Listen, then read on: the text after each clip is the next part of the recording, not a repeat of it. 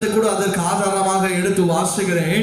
2 தீமோத்தேயுவின் புஸ்தகம் 3ஆம் அதிகாரம் அதனுடைய 12ஆம் வசனத்தை வாசிக்க கேட்போம். 2 தீமோத்தேயுவின் புஸ்தகம் 3ஆம் அதிகாரம் அதனுடைய 12ஆம் வசனத்தை வாசிக்க கேட்போம்.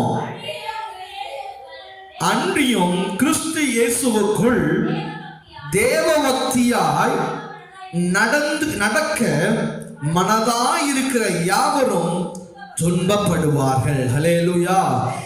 ஏன் இன்னைக்கு அநேகரிடத்துல தேவ பக்தி இல்லை அப்படின்னு சொன்னா, கிறிஸ்து இயேசுக்குள்ளாய் நம்ம தேவ பக்தியாய் நடக்க மனதாய் இருக்கிறோம்.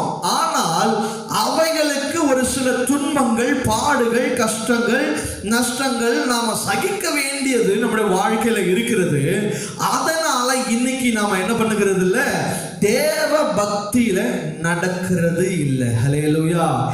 ஏன் தேவ பக்தியில இன்னைக்கு ஜனங்க இல்லை அப்படின்னு சொன்னா, முக்கியமான காரணம் அவங்க என்ன பண்றது இல்ல, தேவன் நிமித்தமாக இயேசுவுக்காக தங்களுடைய வாழ்க்கையில துக்கங்களையோ கஷ்டங்களையோ சுமக்கிறதற்கு என்ன இல்ல, அவசியம் இல்லாமல் நடந்து கொண்டு இருக்கிறாங்க. ஹல்லேலூயா, ஹல்லேலூயா. இன்னைக்கு தேவ பக்தி அப்படின்னு சொன்னா ஒரு பெரிய டாபிக்.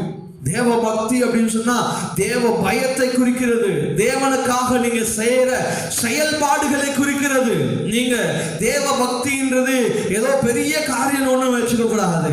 நீங்கள் செய்கிற ஒவ்வொரு காரியத்துல கூட நீங்க ஆராய்ந்து பார்க்க வேண்டிய காரியங்கள் அதிகமா இருக்கிறது. நீங்கள் செய்கிற செயல்ல தேவ பக்தியோடு அதை செய்கிறீங்களா? பாடுகிற பாடல்ல தேவ பக்தியோடு செய்கிறீங்களா? வாசிக்கிற வசனங்களை தேவ பக்தியோடு செய்கிறீங்களா? உங்க பிள்ளைகளை நடத்த வேண்டிய வழியில தேவ பக்தியில வளர்க்கிறீங்களா? இல்ல உங்களுடைய குடும்பத்தின் காரியங்களில் தேவ பக்தியோடு நடந்து கொள்ளுகிறீங்களா என்று சொல்லி ஆராய வேண்டியது இந்த நாள்ல மிகவும் அவசியமா இருக்கிறது தேவ ஜனங்களே. ஹல்லேலூயா. இதை கேட்டுக்கொண்டிருக்கிற தேவ ஜனங்களே, எந்த அளவுக்கு நாம் தேவ பக்தி உள்ளவர்களா இருக்கிறோம் என்பதை இந்த ஒரு நாட்களிலே இந்த போதகங்களை நீங்கள் கேட்கும் பொழுது எந்த அளவுக்கு நீங்கள் தேவ பக்தி உள்ளவர்களா இருக்கிறீர்கள் என்பதை நீங்கள் உங்களையே நீங்கள் ஆராய வேண்டியது அவசியமாய் இருக்கிறது. ஹல்லேலூயா. ஒரு 7 காரியங்களை குறித்து நாம் தியானிக்க போகிறோம். இன்னைக்கு எத்தனை காரியங்களை தியானிப்போம் என்று சொல்ல தெரியல. ஆனாலும் இது ஒரு அவசியமான காரியங்கள். இந்த 7 காரியங்களை முடிக்கிறதுக்கு 3 வாரம் ஆகுமோ இல்ல 4 வாரம் ஆகுமோ, ஆனால் தேவன் இதை தொடர்ந்து நம்மோடு பேசுவாராக, நம்மோடு இடைபடுவாராக. முதலாவது காரியம் 1 தீமோத்தேயுவின் புஸ்தகம்